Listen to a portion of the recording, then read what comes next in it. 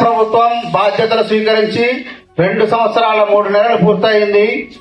ఆర్థిక సవాళ్లను అధిగమిస్తూ గత పాలకుల తప్పిదాలను సరిచేస్తూ సంక్షేమం, అభివృద్ధి విషయంలో రాజీ పడకుండా మన ప్రభుత్వం పనిచేస్తుంది.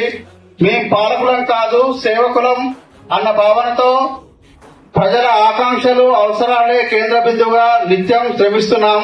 ప్రతి నిర్ణయంలో ప్రజల మేలు, సామాజిక బాధ్యత, రాష్ట్ర భవిష్యత్తు దృష్టిలో పెట్టుకుంటున్నాం. ఉప ఎన్నికలు, గ్రామ పంచాయతీ ఎన్నికలు, మున్సిపల్ ఎన్నికల్లో వరుస విజయాలతో ప్రజాపాలనకు మీ ఆమోదం, మద్దతు ప్రకటించారు. మీరు ఇచ్చిన ఈ ఫలితాలు మా బాధ్యతను మరింత పెంచాయి. ప్రభుత్వ పథకాలు అంటే కాగితాలపై కాదు, ప్రజల జీవితాల్లో స్పష్టమైన మార్పు తేవాలన్నది మా సంకల్పం.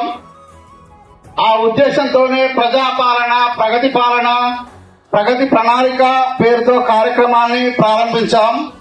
మార్చి 6 నుండి 99 రోజుల పాటు గ్రామ స్థాయి నుండి రాష్ట్ర స్థాయి వరకు అన్ని శాఖల సమన్వయంతో ఈ కార్యక్రమం ఒక ఉద్యమంలా సాగాలి.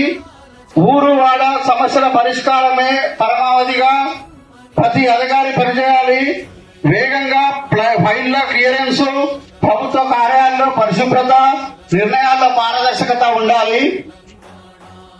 మహాలక్ష్మి, ఉచిత బస్సు సౌకర్యం, 500కే గ్యాస్ సిలిండరు, 200 యూనిట్ల వరకు ఉచిత విద్యుత్, ఆరోగ్యశ్రీ, రేషన్ కార్డులు, సన్నబియ్యం, ఇందిరమ్మ ఇల్లు, మహిళా సాధికారత వాటి పథకాలు అర్హులకు చేరేలా ఈ కార్యక్రమం ఉండాలి.